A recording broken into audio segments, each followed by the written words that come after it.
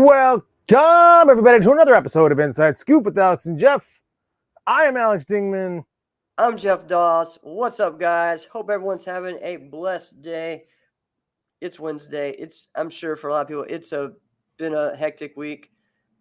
I know for me, Or it's I'm exhausted Thursday, still from depending on last when you're week. listening. What'd you say? Or it's Thursday, depending on when you're listening. Yeah, exactly.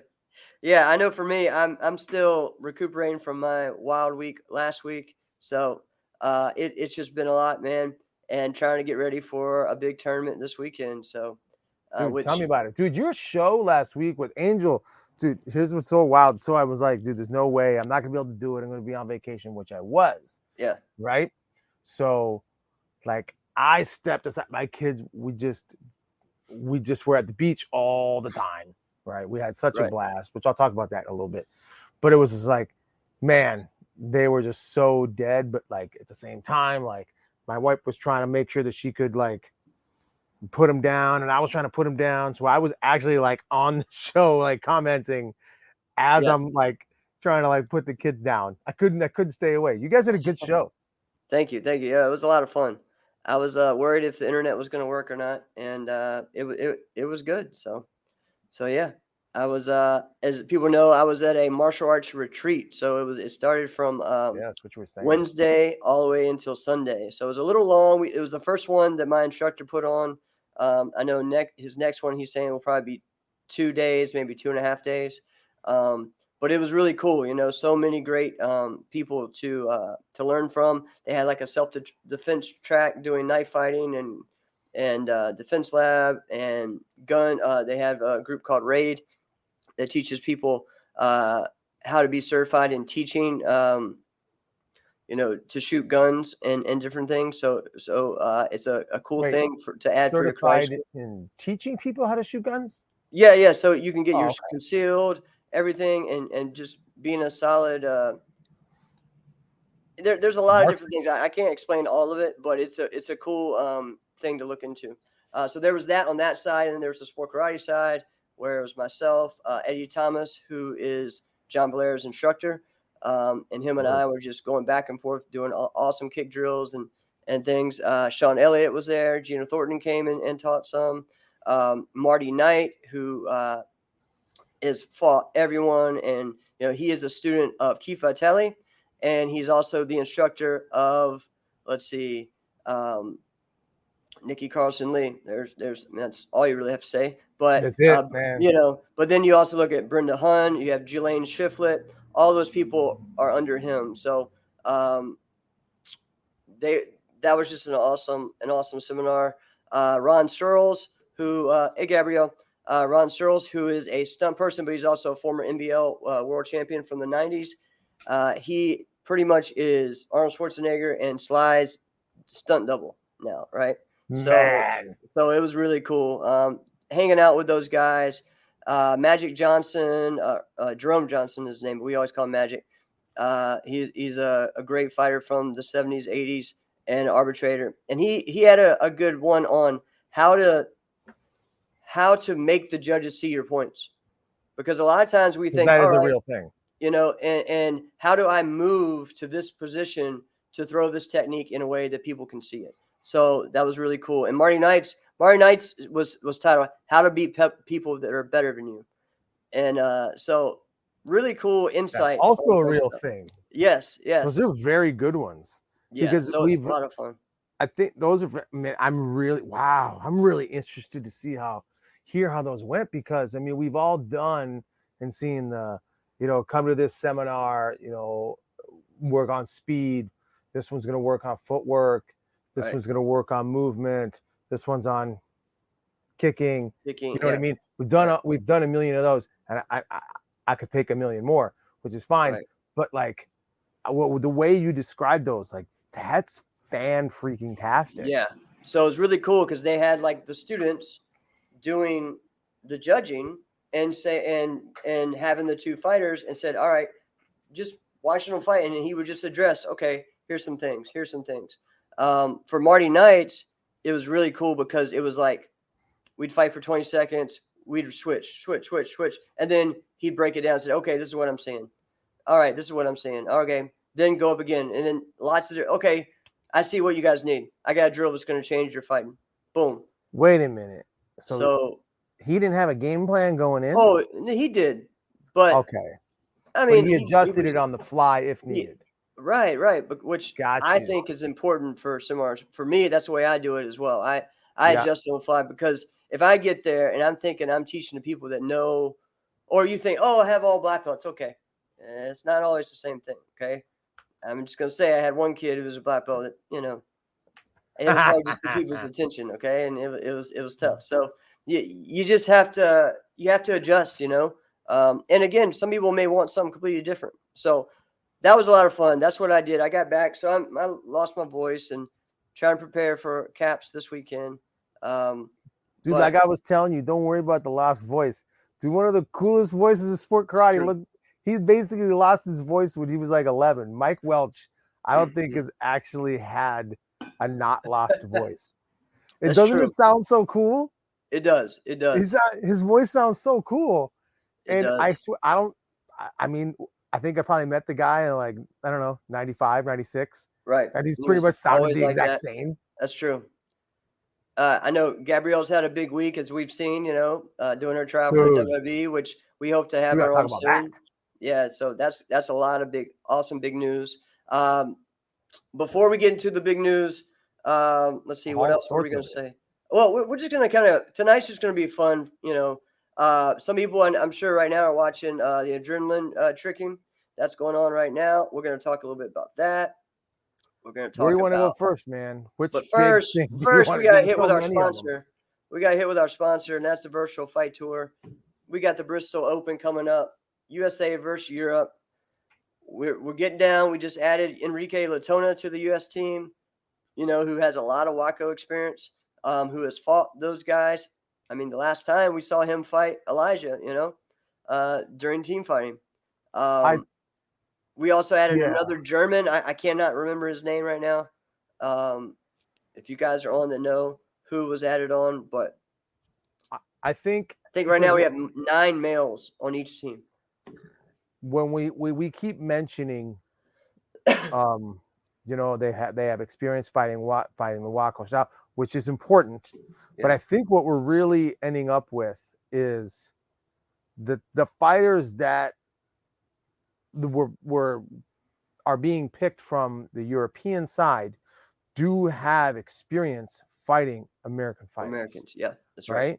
So they're experienced and they've had a number of rounds fighting American fighters, which is matters too. Because like I said, listen, we keep talking about the rules, what's going to be like, but the biggest difference between the two continents in the styles in which they fight is the level of contact. Mm-hmm.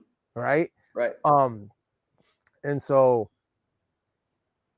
which is why I feel like Enrique does so well in Europe, because his level of contact is not all that. Really? I don't know. I remember when he first came on the scene, he was kicking people really hard with those kicks, man. Yeah. But I don't know now. But. And then, 10 seconds later, he's on his back. I don't know what to tell you. All right. That doesn't mean his level of contact and what he throws isn't strong. But yeah. Then you're on your back and no one hit you. Whatever. No, but he's a fantastic fighter, and I'm actually really excited to see him fight. I'm just a little disappointed that it seems like there's no females on it. So that might be, here's the thing though. It's possible that might be coming. Yeah. Bristol Open's not till the middle of October. That's true. That's true. I'm gonna tell you, hey, as long as we're talking about the Bristol Open, listen, I got a take. Okay. I think the Bristol Open is going to be the best tournament all year. For point fighting, yeah, definitely. Yes. I think it will be. Oh, yeah, because it's not going to be that for forms. Yeah. Right? I think it will be the absolute best tournament. I think it's coming at a peak, at a time where it's like, all right, everybody's going to be there. All right. All the questions of, all right, what if you fought? Oh, but what if you went? But what if they went over? Right. It's all going to be answered. Right. It's going to be right there. And now it's starting to feel like, dude, I'm telling you, I got some messages from some people that were like, man, I think I got to get me a ticket to get over to Bristol. Yeah. No joke. Yeah. Right. And we were talking about it, and then we were talking about how this is going to be their tournament of the year. I think this is the Bristol Open's opportunity right now. They have the best opportunity to be the number 2 tournament in Europe. Yeah. Right now. Definitely. It's not like they were a bad tournament. They're not. They're a very good tournament, and they were already considered a very, very good tournament. But Point Fighter Cup and the Austrian Classic were kind of always like right there. I think the Austrian Classic was kind of like the number 2 tournament, and the Point Fighter Cup, yeah, it just had something extremely unique, right, in the way that they had and their format.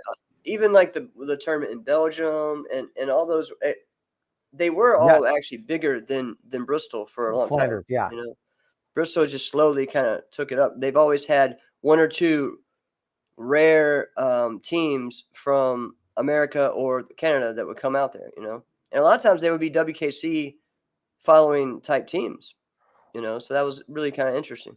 And I'm not trying to toot, the America's horn, but I mean, that's what's really going to make your event. And I'm not meaning that like, oh, if you don't have the Americans or the Canadians there, you don't have a good event, because that's not true. Right. I think what that does is it brings a level of, all right, we got to step our game up. You know what I mean? To the rest of Europe or whatever, area of that continent that they're in. Right. So when we go back to like, I think it was like 2002 when the first, I think it was Victory that won the Irish Open. Yeah. And they won it. All of a sudden it was like, all right, who the heck are these guys? Right. And I think 2006, that was the turning point. Yeah. I look at the 2006 Irish Open like the 1992 Dream Team, right? In the sense that there was more people from the States that went over there than to that tournament, that single tournament, than ever before. And from that moment, the people from the States started to look at and actually start to respect a little bit from a couple of years later, like, all right, these guys aren't stepping stones. They actually have some legit skill, right?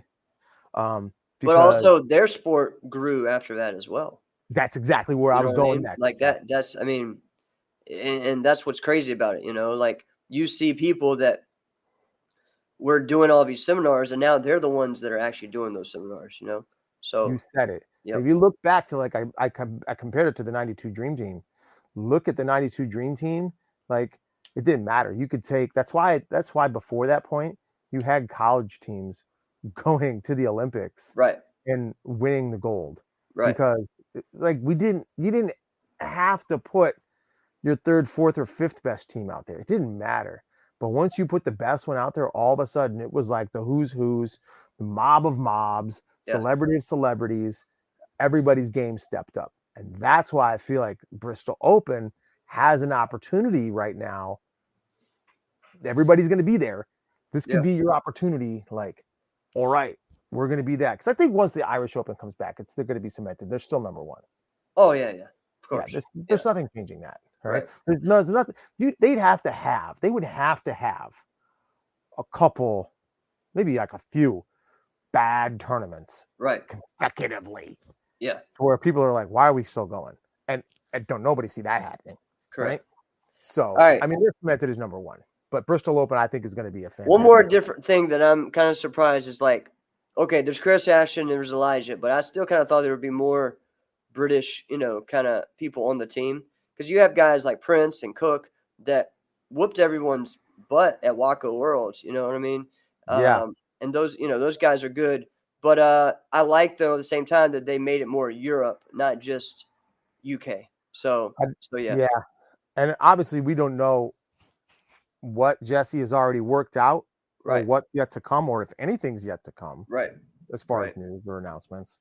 But if this is all there is so far that's coming, which is a lot so far, right? I mean, he did it kind of the right way. The way name drop this, name drop that. I mean, really, who's left? Great. Who do you think is left? I don't know. Maybe someone. We talked about the women, right? Like, all right. That's who I think should be left, but I don't know.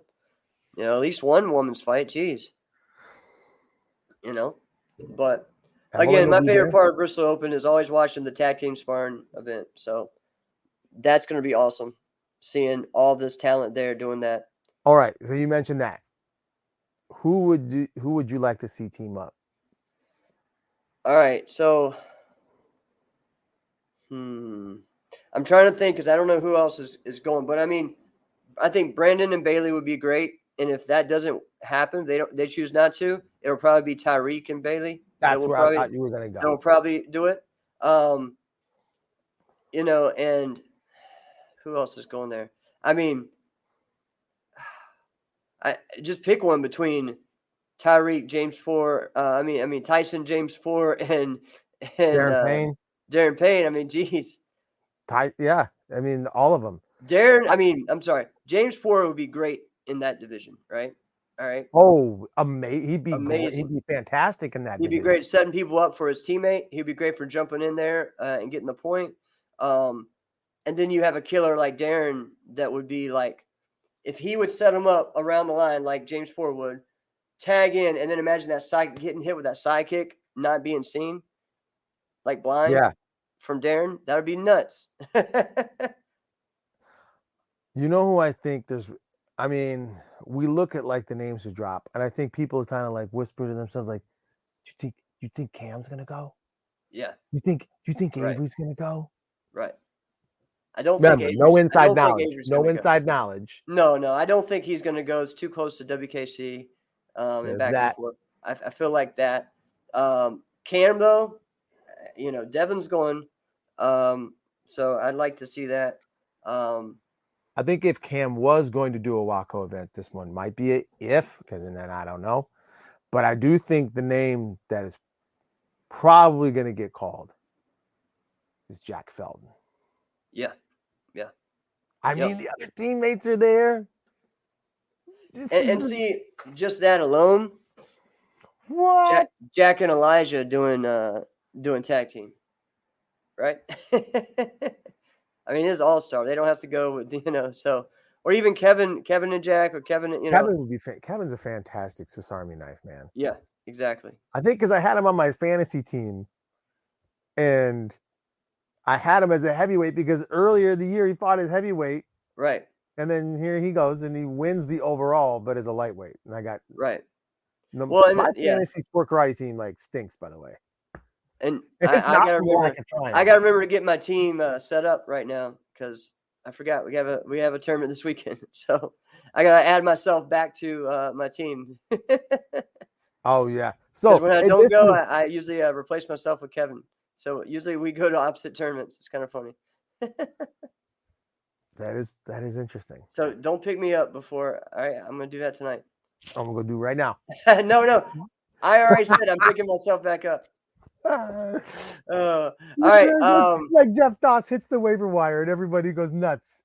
Like they're picking up fantasy football on a Tuesday at 3:30 in the morning. All right, let's talk about this. Right now, we have the Adrenaline Worldwide happening right now. The big thing on all over, and if you don't know, Adrenaline is pretty much like trying to be the NBA of tricking and take it to the next level. They have pay-per-view events. I think they're doing the pay-per-view right now. They did a 3-day event in Vegas, okay, Monday, Tuesday, Wednesday. The big thing Adrenaline's been doing now is stunts. So I teach the Adrenaline stunt program at my school. It's an awesome program. Lots of fun. Great way to get your students and just even outside people into your school because stunts is cool. You're giving them something for them to feel like they can maybe pursue as a career, right? And they, after a certain while, maybe after they've done this for a year or two, they can start trying out for roles through the program. So they have a great thing set up. They have at this event, they have wires. They had different sets set up so you can make fight scenes with it was really cool. They had like a bar set or whatever. And then they had like an old timey restaurant set. And then you shoot your fight in there as part of going to this conference. So it's a big deal that they're doing this for martial arts schools, right? But like you and I talked before this, tricking Well, I don't think those guys are on board with that, right? With understanding the whole idea of Century being a They sponsor got a weird for culture, man. karate schools, you know what I mean? And Black Belt Magazine and that type of thing, you know? And here's the deal, you have all of these kids and teenagers there. And the problem is, even people I respect, some had some trash talking, but it wasn't bad. But it was at the end of the press conference, I guess it was last night, there were some gestures towards the private area. There were some F bombs, you know, and it's just like, guys, this isn't a good look. This isn't where we need to go, you know. And unfortunately, though, it's like when people say that and they're all surprised, I'm like, it's the tricking world, you know what I mean? Like, this is where a lot of times that they've wanted to keep themselves in that where they can't be controlled. The way it was set up, their press conference was set up like UFC. They wanted them to kind of smack talk and everything like that, right? But I feel like it kind of went into a whole nother level. You can smack talk, but they're And forgetting. honestly, Alex, the whole thing was very good until just the one, I know, two people kind of went at it. So, you know, and I think what they're looking at, what Adrenaline is looking at, is what is their audience now, rather in a very short period of time, what could their audience be yeah, without changing right. anything, right? But again, they've done this for 2 years now, or actually less than 2 years for the stunt thing, which is all for karate schools. Get Yep. your students to want to learn how to do superhero stunts. That's what it is. It's the superhero. You know, do you teach the superhero stuff? Yeah, you teach superhero stuff. Okay. So you're going to get all these kids there to learn this stuff, right? So that's your market. That's who's there. Yep, exactly. Did you ever watch the Dude Perfect guys? Yeah. You know what I'm talking about? Well, They my started out kids do. Yeah. yeah, all there you go. You said it, right?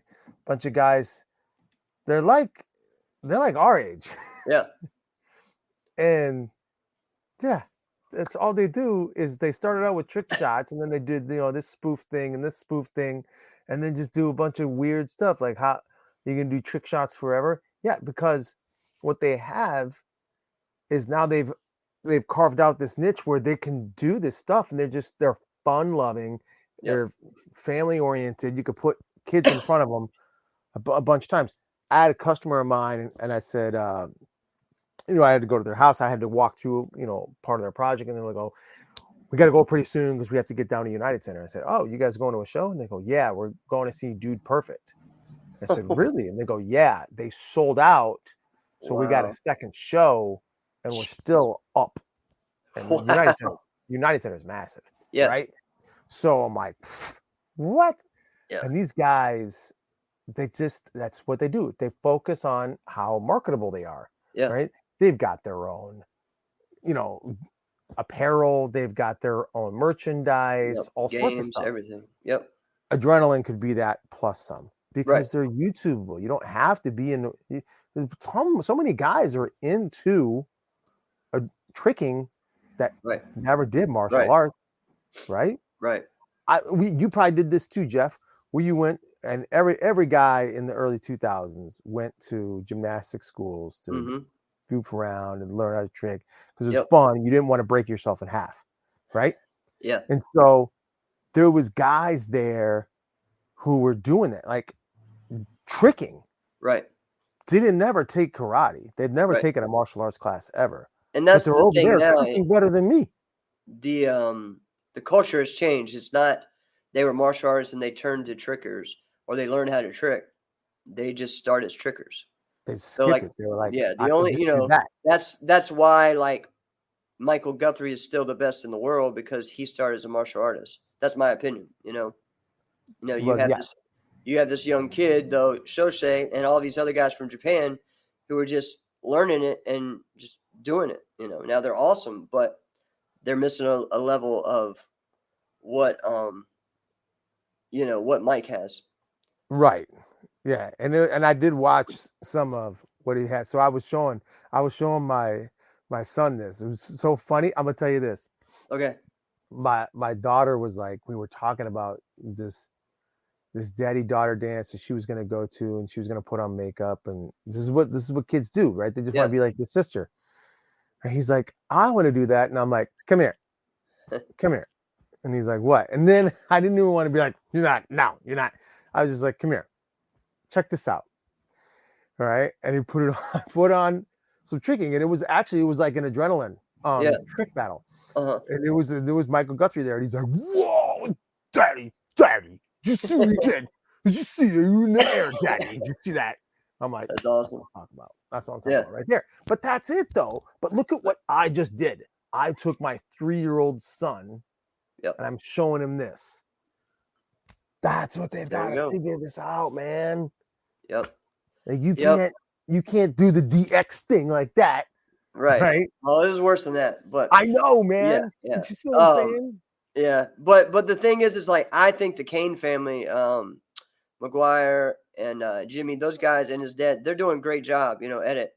I just think they gotta, real some, there needs to be a talk, or, if they're signed, I know Trigger's gonna hate this, but fines, you know what I mean? I feel like there has to be. If you're a real sport, you're gonna get fined. If that was the UFC and there were some issues going on, there's gonna be some fines. So there, so but it looks like their event was huge. Lots of sport karate guys out there. Even our friend Kaylin Kowalski is out there, which was wild. So I saw that she was there. I didn't see it. I saw that she was there. Yeah. So hope everyone's having fun right now doing that. I think the battles are going to be great. They have Mason Bumba is competing. Haley Glass is competing. Philip Brume versus Alex Macias in comma battle. That's going to be awesome. Lots of cool stuff. So that's cool, man. They got a lot of good things going. I gotta be honest. Before they were a big thing like this, when there was just the martial arts team Adrenaline, right? Oh, well, that was more of really what that was. They started as a camp. I know. And McGuire Kane was there, and I remember thinking, I was like, man, this McGuire Kane kid, he could be like really good.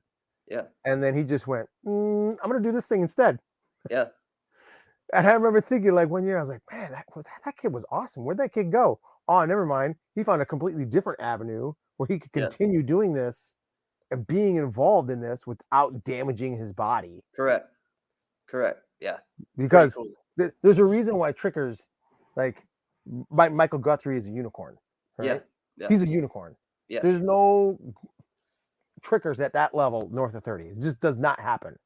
Correct. That are at that high level. Yeah, exactly. Because, I mean, you look at someone, I think Velu is younger than him or the same age, and he's retired. He's like, no, I'm just judging. It's like, all right. Yeah.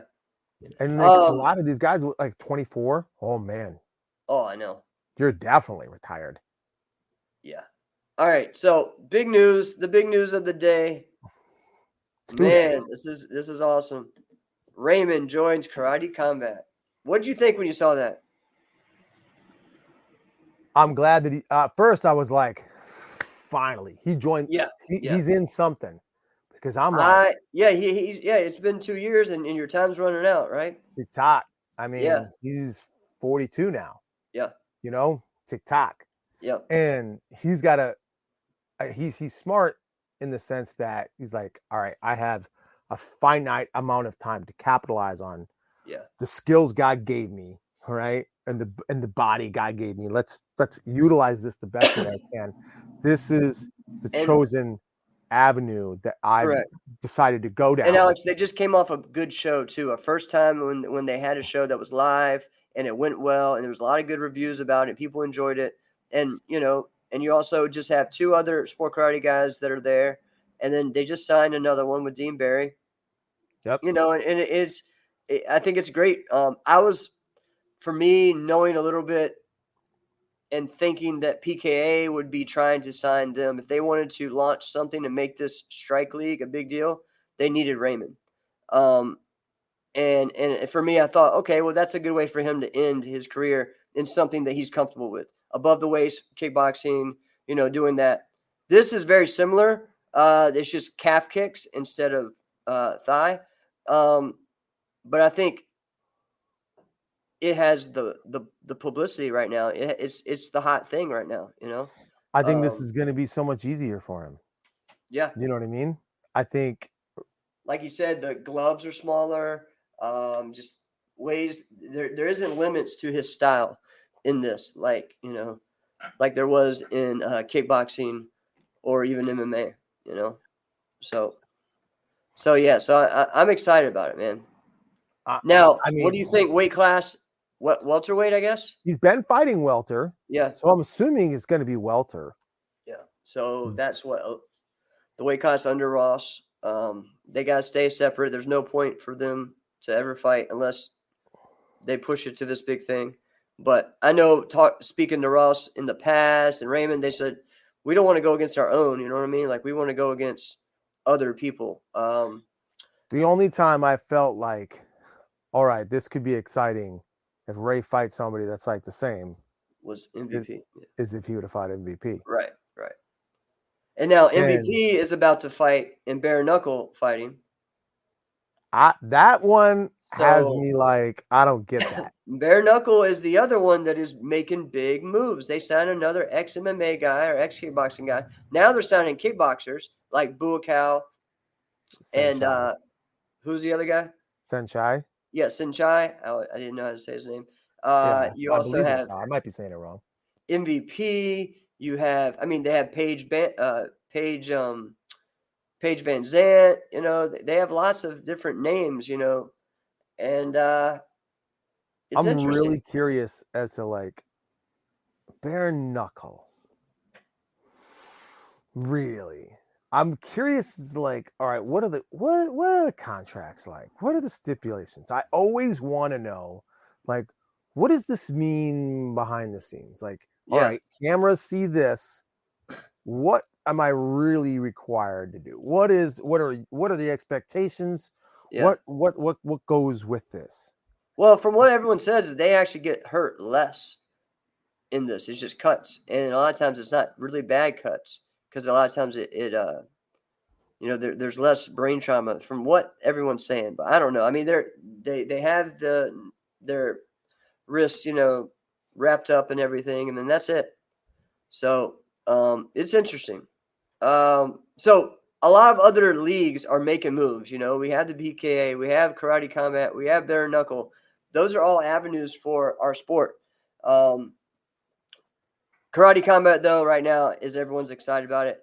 What weight class is Dean going to be in? He may be in Raymond's. Probably will be. Yeah, yeah. So that's going to be interesting. Who do you? I mean, man. Did you wait? Were you No, about no, to ask me no, who no, I no, thought? no, no, no, no. I'm not even. Stop. No, that's not where I was going with that. I was thinking like Okay. who would be his first fight? Like what type of, you know, how are they going to Oh, market his first fight? It's oh, going I'll to tell you be right away next who month. It's going to be next month.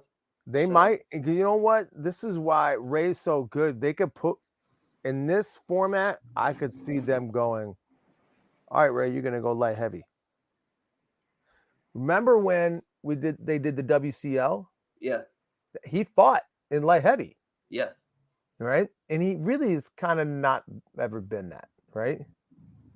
you're right.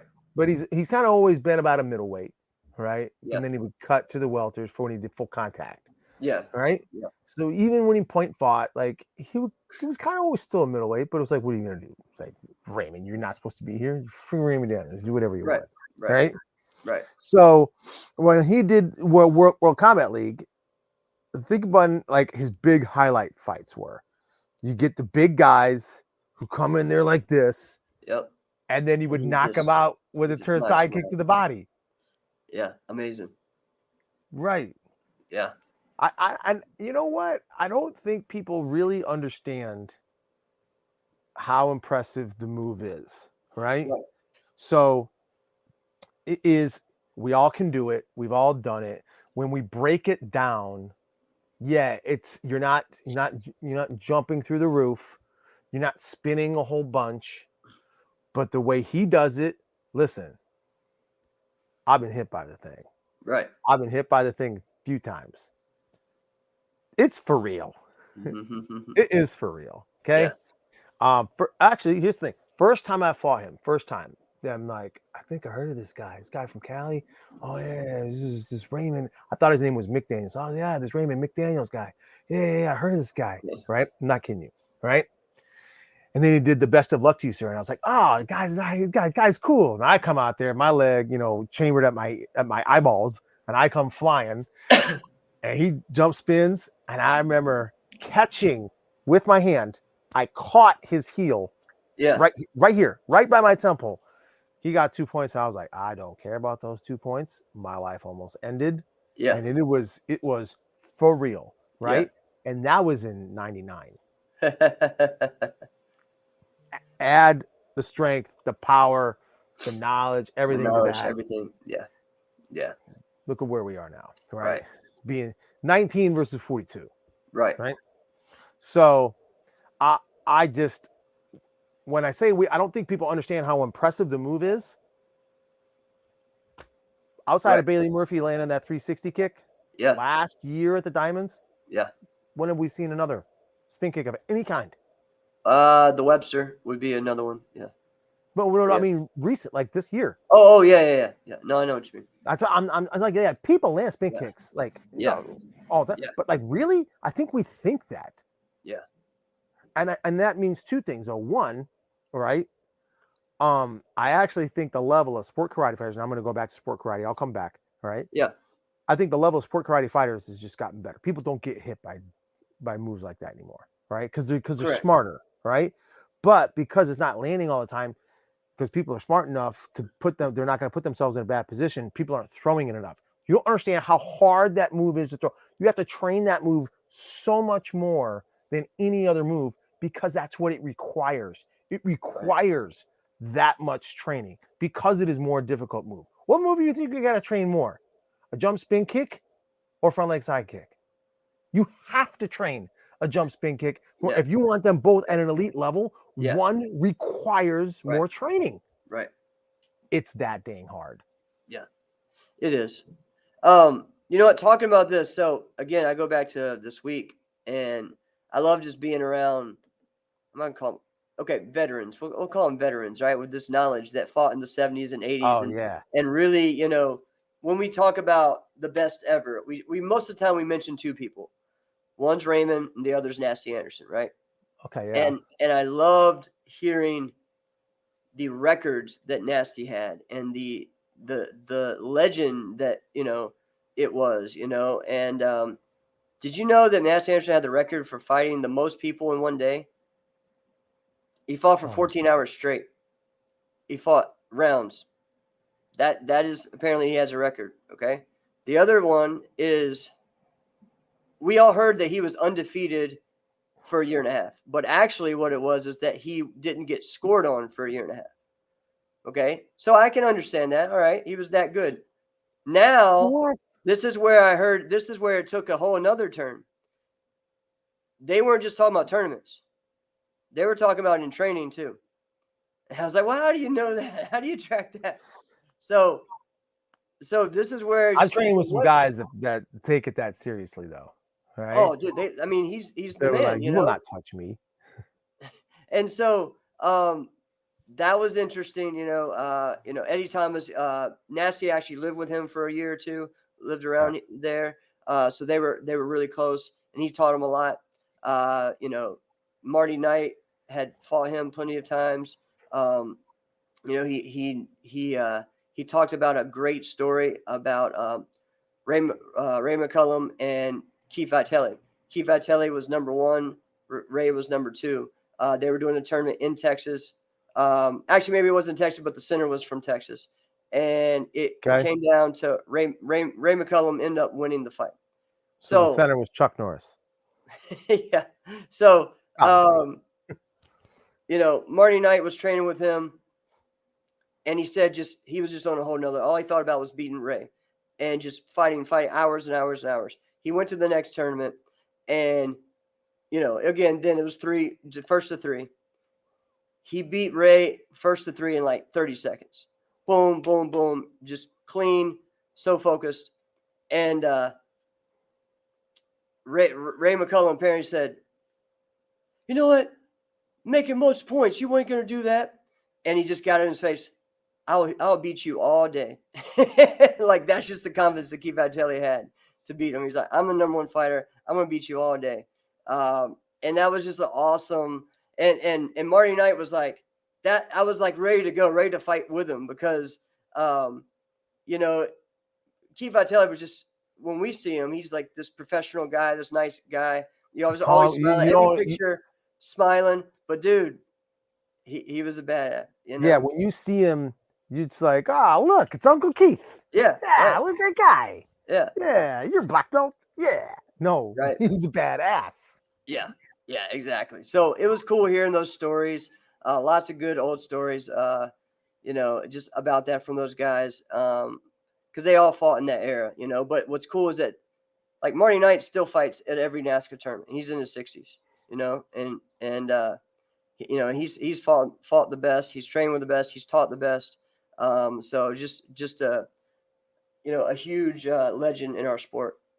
Yeah. So it was cool to do that. One of the funniest things though too, this whole week, I saw everyone had a different name for this one drill that everyone did. It was a kicking drill, and everyone kind of had a similar version, maybe a little different. Okay, and it's where you hold your partner's hand and you just do your kick to their belly, and then you double, and then you double up, or you go to their head and it goes high, right? Like slow So or like whatever. I mean, slow, you're doing fast. Okay. yeah, I just know whatever. the But exact it's deal just you're that talking about. You lock it's just like hands. holding, liking hands and going, right? So Yeah. Eddie Thomas said he learned that from Bill Wallace.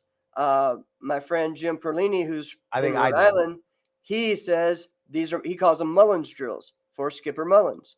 You know, Oh, let's see who that was the would other make one. sense. Oh, Okay. Marty Knight calls them Vitelli drills. So it's just it was just great. You know what I mean? Just It's seeing. cool that they put a name to it though. Yeah, Because like really when cool. I think about it, like, yeah, if I have Hold to hands, dial it back, like when did I first do that? I think I did learn that from Bill Wallace. right? But I don't ever remember calling him Bill Wallace drill. No. But I mean, hey, But that's who I that's cool. learned But from. that's really cool. Yeah, that is cool. Yeah. Yeah. So yeah, lots of cool history and things. All right, let's get into, and again, big news all around. Been a good way for us to tell. Let's get into the fun thing that you wanted to do, the new topic. Wait, do you want to talk about a certain someone in wrestling? Or you wouldn't want to wait on that? Well, we're gonna wait on that. But again, guys, Cool. Gabrielle Dunn, you know, she went to Nashville to do a tryout. She's posted lots of cool videos. WWE posted a video, and it featured her many times in it. So she's super excited. Had a great experience, and hopefully we'll find out soon if she made it or not. That's So why we were waiting. All right, yeah. So that's yeah, what we hope she does. Keep your prayers. Keep her in your prayers, because that's just a cool thing, man. And if not, you know what? She made it. She had a great experience, and again, it was just a wild thing. So just hearing how it happened from her is interesting. So we hope to have her on the show. Oh my gosh, I can't wait to hear this. Not just tell about that, but we wanted her. We've been wanting to have her on the We've show. been wanting to have her on for a while. Yeah. So pretty But cool. then she went ahead and messed up, got married, and Yeah. got complicated plans. Yeah, Just moves, love you all both. kinds of stuff. All right, you ready for this one? I'm interested. You've been telling me. I love this. So I was sitting right. around. I'm on vacation. And I'm just sitting there, and I'm talking to this person, talking to that person later, and we're at the beach, and this other dad just sitting around. He's like, "Oh, would you rather this? Would you rather that?" And I'm like, "You guys are freaking weirdos." Right? So I'm thinking in my head, but I'll say that, right? Although sometimes I just would. And I'm like, I wonder if there's like a sport karate, would you rather? So I started thinking, and then I started thinking of like, hey, these are like really like, would you rather have this or would you rather have that? And then I started putting my own twist on some things. So Jeff has never heard this, but I can't wait to put this up here. I thought this is probably like the number one, like, would you rather this or that? Yeah. Would you rather, I'm talking to Jeff Doss, win the Diamonds for the men's form overall in like 2005? Oh, geez, we're putting year. Okay. Because it's different than right now. Okay. Because Go. then you beat everybody. Everybody. Yeah, true. And at that time of how deep it was, Yeah, there because there was but the thing is, think about some of the people that won those years. It was kind of random, and not random, but it was just deep. it Go ahead. was super deep. You had everybody. We're talking Steve Torada. We're talking Cal Menchoka, Matt Emig even, Yeah, right? Matt Aming. Yeah, Marcel Jones, Canonizato, yeah, even yeah. John Sue. Josh Kahn, all those guys, man. You said it. Yeah, Deep. Will Cornell. Yeah, Yeah. yeah, You see what I'm saying? yeah, yeah. Or would you DX. rather win the Irish Open now? This is a hard one for me because for me it's always like diamonds, and that's still my goal is to win the diamonds. Doesn't really, I and know. not first place, like to win the diamond ring. Like that's it. So, Yep. but I think that if you win the Irish Open and not in a blizzard year, and no offense, no nothing, even if you did in that year, it was hard competition, right? It was Um, Roman Brundle who won the right, right, Blizzard year. So it's yeah, not like, oh, you won. You're right, Roman freaking Brundle, exactly, right? yeah. So, I'd still have to say the Irish Open. Wow. But see, it's hard for me to say that. I'm just thinking of quality, competition, and how much you had to go through to win. When you win, especially back then, you won your division and then you go straight to grands back then. So it's really you only did two forms. If it was like you had to do a runoff and this and that, okay, because that was You might, yeah. kind of wild. But like for you to win the Irish Open, and the open weight, you had to win at least 10 fights. I remember I had like 20, and I didn't even make Right, the semifinal in my right. group. In my group. Yeah. And still the numbers in the divisions weren't that huge in the 2005. Well, I mean, they were big. I'm trying to remember. Oh, they were big. They were big. I went the year before in 2004 because I had 20 in each of my divisions, but they weren't super huge. Put it like that. I'm kind of was thinking between like 2000, like Because at the U.S. Open 2009, I had 30 or 31 in my creative division. I went first. Well, let me put it this way. Let me spin it. What's the biggest, best? I'm assuming you're going to say diamonds. I put it that way because I know you hadn't won it yet, and I know you want to.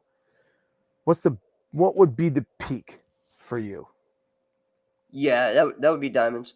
I put diamonds above U.S. Open ISK. Now I've won ISK, but it was different. Now if I won ISK now, yeah, I think it'd be different than winning it back then. Because I won it in the second year that was on ESPN. Yeah. It's a lot different now. So was that like the year? Like what year do you think would be like the peak? Oh, you mean for me? That's what I'm wondering. Oh, like my best? I don't know, man. But your best, or what would be the peak of like this was where that it was era? at That era? its best. Because Honestly, maybe I'm man, putting 2005 out there, but really maybe the 2005 hardest is great. 2009, I'd have to say, is because on both circuits, it was 2009, 2011 to me was you got a very good point. really, and on both, because again, in the NBL that time, it was me, Josh Durbin, and Daryl Lewis that were going head to head on everything, right? Yeah. And all three of us could compete on NBL, I mean, on NASCA as well. And then you had on NASCA, you had, Matt Emming, Mark, Micah Carnes was up there now. Yep. You had all these guys that were putting it in there, putting work in. In 2009, Marcel was still competing. He was. Rudy was still competing. Mm-hmm. There was just a lot.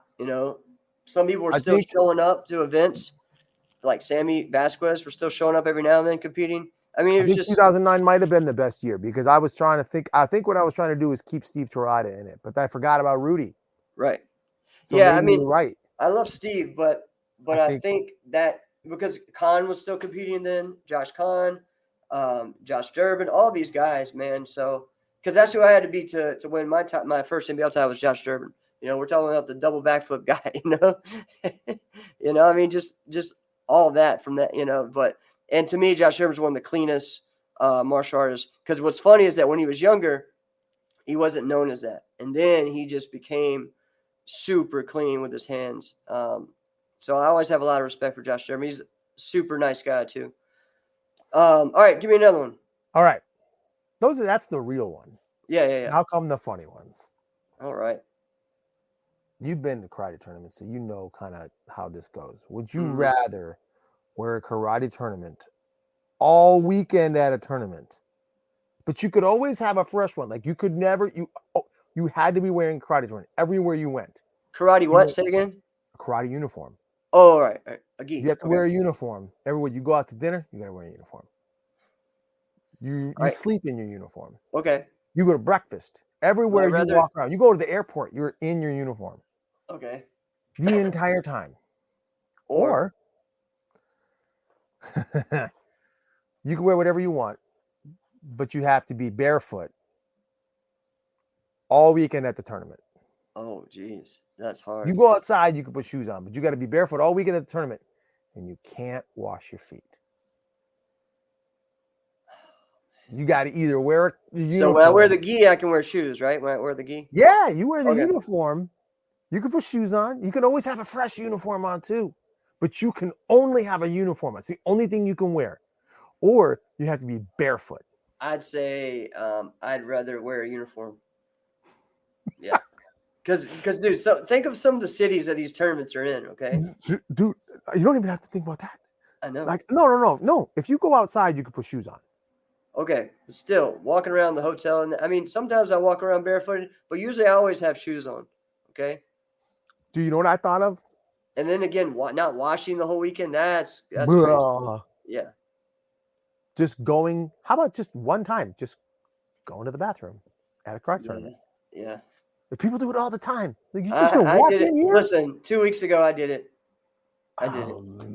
I had to go, man. I had to go, and I was. Well, here's the deal. Angel talked about last week. I was literally running the tournament with a microphone in my hand, competing, and trying to use the bathroom. It was wild. Okay, and I ended up leaving my chucks at the tournament because as soon as I won the grand, I put my chucks down, I put my gear on, I run to the table, get the mic to tell everyone what we're starting, and then I go fight. And I had no idea where everything was. It was just wild. And I had to leave at a certain time for my nephew's birthday party.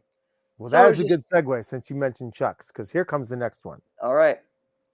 Would you rather teach a seminar at the Martial Arts Super Show, but it has to be for nunchucks, but Matt Emig is taking your seminar? Okay. Or you have to take a fighting seminar from Nasty Anderson, but you have to fight Nasty for an hour straight. Jeez. That used to be Nasty's seminar anyway. I did a seminar when I was a kid, and you had to fight Nasty. Yeah, I fought Nasty when I was a kid, but not for an hour straight. Jeez. Fight Nasty for an hour straight. Or you got to do a seminar at the Super Show. You are teaching it, but it can only be for nunchucks, and then Matt Emig is taking your seminar. Yeah, I'm fine with that. Oh my gosh. I have pretty good nunchucks. I'm so nervous. Yeah, I have pretty good nunchucks. Not only his level, but my style is a little different than his. So he would appreciate it. You know what I mean? Okay. I think Matt appreciates martial arts. You know what I mean? So him and I have had that conversation about just people not mimicking him, but doing their own thing, and he has a lot of respect for that. You know? Does he feel like people mimicked him? Oh yeah. Yeah, I think so. Yeah, that makes sense. A lot have. You know, you look now, some of the top nunchuck people, it's just Matt Imming. It's hard to say that they were even at that level because to me they just look like Matt Imming with hair or with I mean, sports bra. If you were gonna copy somebody. Oh, I know. I mean, I suppose. Yeah, that's why I mean I think Gemma always did good against him because her style is completely different. You know? Yep, you said it. You know, even someone like Obeda, his style was completely different. You know, and his students did awesome against other people that were Matt Imming students. So because they were different. So, all right, one more. Yep. Would you? Did. Okay, no, Go ahead. I did when I went and trained at Ibby school. I had to fight him until I beat him twice. Who? Ibby Abdallah. You had to fight Ibby until you beat him twice? Yeah, we didn't end the night of training until that. So that took over an hour. I think he'd let me win. He He was probably like, was yeah, getting tired. it's like, I'm tired. I'm hungry. Yeah. Here, score this punch. All right. Would you would you rather win an overall beating Raymond in his prime, Mm. but you get railed in the nuts and spend a week in the hospital?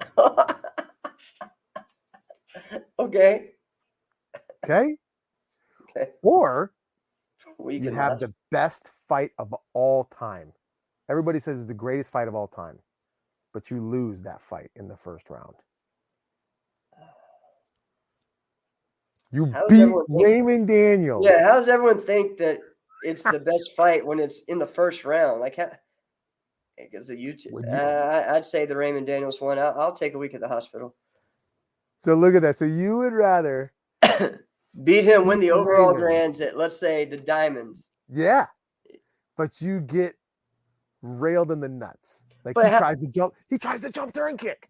oh, so I'm up. Let's say I'm up, and he tries to finish me off with a jump, and he hits me in the nuts. I don't know. That one looked. My picture probably won't look very good Yeah. when I'm like, That's what I'm saying. You got to think about that. Think yeah. about that. Like you're up, and then he knows Jeff Dawson's going to pick his foot up, and you pick your foot up, and wow, Right in the nuts. there it goes. And he's trying to get 3, but he gets 2 of something else. Yeah. And Yeah, then there's no good. There's no good. All right, I guess the other one probably is better in I don't some know, but see ways, then but I don't see know. then if you You're go, just yes, that another was the best person. fight of all time, but you lose that fight, and it's Right. in the first round. But here's the deal. We have so many tournaments. Who's going to really remember if it's the best or not? Dude, no. People have all kinds of different opinions on what is the best, you know? So, Come on, man. what? Come on. What's the best You fight can of all think time? you can think you can think of like 3 amazing fights of all time right now. Yeah, but I could also keep thinking and thinking and thinking of more. Like there's so many good ones. And some of them, it's not even a memory of like really when you look down, you look back at it, it may have not been that great of a fight, but it was the story and how it got there. I mean, maybe 1 point and stuff. It's just in the experience in the crowd, you know, and So I that's don't what know. you'd rather have. I'm always for winning, so You've gone back and forth in this I'd question. rather win. I'd rather win. So you would But it would rather suck getting, losing my nuts though. beat Jeez. Ray in his prime, Yeah, you gotta beat Ray. but you get railed in the nuts. They don't even pick your hand up because you're Well, on the ground. you can't add that kind of stuff. I don't know. I'm trying to paint the picture. I'm trying to envision what would it They be. take my picture like on the ground, like They hand you a diamond ring right yeah, in your They crotch. Here put you it go. on your Let's just put this toe. there. Yeah, they put it on your toe.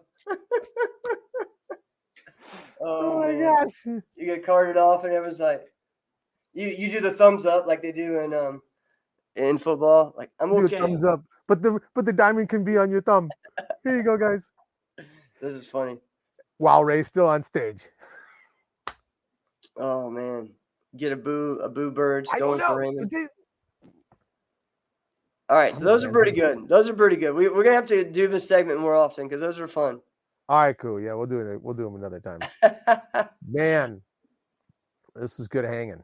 Yeah, this was good hanging. All right, guys. So next week we will be. We're hoping to have an interview with. We kind of can't tell you completely, but we got two options. And then the week after that, we're gonna have our 3-year anniversary show. So we want you guys to be a part of that. Okay.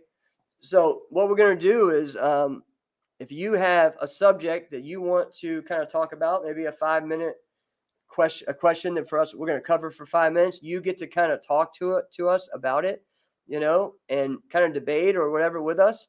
We're going to do that. We're going to take about 5-6 different people of our fans, because we appreciate you guys. You guys have supported us. If you have something you want us to discuss, get on here and discuss it with us. And that's going to be our big celebration, our big 3-year anniversary celebration. So we were planning on doing it for the 150th, but our life got all in the way of all that. So, A 150, really cool. I think, was when Angel and I were on. Yeah, because I was at the soccer game. And you know what I messed up? I totally forgot. That was 720. Yeah. And I never one time even Yeah, mentioned I know. I know. 720 day, man. That's Never funny. one time. What a dumbo I am. Oh man, lots of birthdays today too. Bear Loby's birthday, one of my best friends, and one of my other best friends, Jeff Orlowski's birthday today as well. Oh, So, all right. Do we yeah, know happy numbers? birthdays. I Well, I think know Bear's 40. Bear's he's 40. 40 today. Yep. Nice. Happy birthday, Bear. Yeah, man. So I don't know about Jeff. We'll say 35. Jeff, I think Jeff is 42. Oh man. All right, guys. Man, this was good hanging. This has been another episode of Inside Scoop with Alex and Jeff. I am Alex Dingman. I'm Jeff Doss. See you guys next week.